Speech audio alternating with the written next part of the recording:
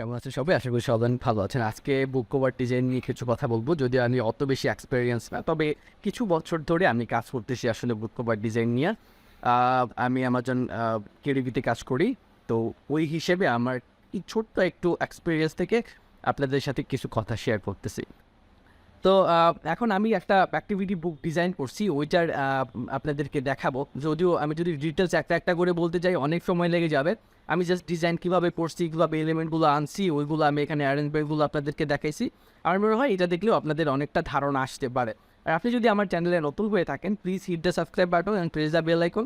And আপনাদের জন্য ছোট্ট একটা ফেসবুক গ্রুপ আছে। আপনাদের যদি কোনো টেকনিক্যাল সাপোর্টের দরকার হয় বা আপনাদের কোনো ঝামেলা হয়, সেক্ষেত্রে কিন্তু আমাদের গ্রুপে আপনি জয়েন হতে পারেন। আমি ডিসক্রিপশনে গ্রুপ লিঙ্ক দিয়ে দিচ্ছি।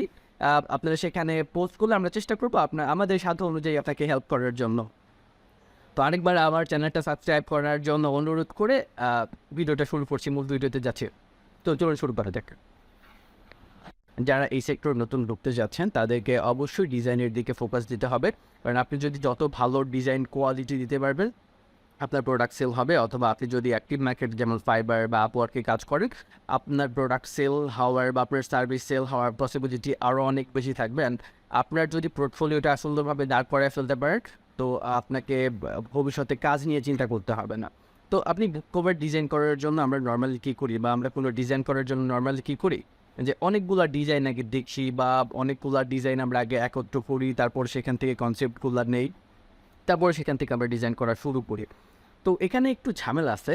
ঝামেলাটা হচ্ছে যে আপনি যদি ধরেন একটা ডিজাইন এখন করলেন যেটা আপনার বেস্ট সেলার র্যাঙ্কে আছে, কিন্তু ওইটা আপনার পাবলিশড হয়েছিল বা 2 বছর আগে বা 3 বছর আগে।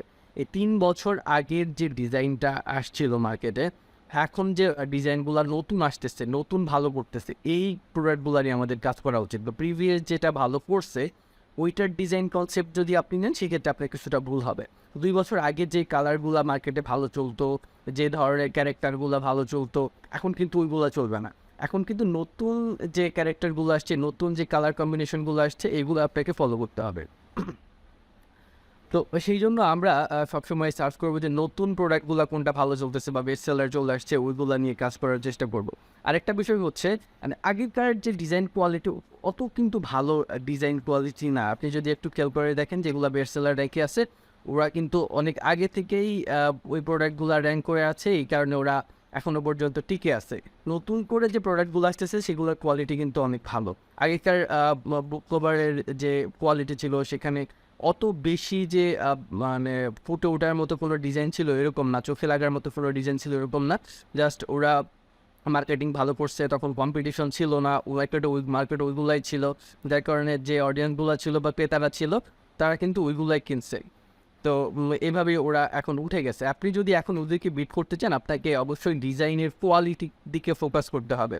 তো প্রথমে আমরা যে বিষয়গুলো খেয়াল করবো যে আমরা কী ডিজাইন করতেছি, কিসের যে কাদেরকে টার্গেট করে ডিজাইন করতেছি, অ্যান্ড আমাদের ডিজাইনের ভিতরে, আমাদের ইন্টেরিয়রের ভিতরে কী কী এলিমেন্টগুলো আছে, ওইগুলা আমাকে আগে বুঝতে হবে। আপনি যদি ক্লায়েন্টের জন্য কাজ করেন, তাহলে ক্লায়েন্টের কাছ থেকে অবশ্যই আপনি বুঝে নেবেন যে কোন এইজের জন্য কাদেরকে টার্গেট করে এই প্রোডাক্টটা তৈরি করা হচ্ছে, ইন্টেরিয়রে কী কী আছে, বা ইন্টেরিয়রের ডিজাইন কনসেপ্টটা আসলে কী।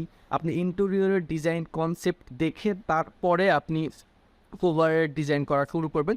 বাট আপনি যদি ভেতরের ইন্টেরিয়র ডিজাইনগুলোর সাথে আপনার কভারের সাথে মিল না রাখেন, সেক্ষেত্রে কিন্তু যারা এই প্রোডাক্টটা কিনবে তারা হয়তো বা ডিসঅ্যাপয়েন্টেড হইতে পারে। আপনি ভিতরের ডিজাইনগুলো দেখে, কনসেপ্টটা দেখে, তারপরে আপনি উপরে এমনভাবে কভারটা ডিজাইন করবেন যাতে যে বায়ার ওইটা কিনবে বা যে ওইটা কেনার জন্য দেখবে, সে যাতে কভারটা দেখলেই ভিতরে কি আছে সেইটার একটা বিস্তর ধারণা পায়। আর ওইখানে কালারটা বলি, আপনি যদি অ্যাডাল্টদের জন্য ডিজাইন করেন তাহলে এক ধরনের কালার হবে, খুব বেশি কালারফুল হবে না, আবার খুব বেশি যে আপনার মেটে কালার হবে এরকমও না। আপনি যদি শিশুদের জন্য করেন, সেক্ষেত্রে কিন্তু ওইটা কি কালারফুল হইতে হবে। অ্যান্ড কালারগুলা কোন ডিজাইনের সাথে, কোন কনসেপ্টের সাথে কোন কালারগুলা যায়, এগুলা কিন্তু আপনাকে আগে একটু কেটে নিতে হবে। এগুলা কেটে নিয়ে তারপর যদি আপনি ডিজাইন করা শুরু করেন, আই হোপ আপনার ডিজাইনটা সুন্দর হবে অ্যান্ড আপনার কাস্টমার স্যাটিসফাইড হবে। কাস্টমার যে সার্ভিসটা লঞ্চ করতেছে মার্কেটে দিবে, তারাও স্যাটিসফাইড হবে।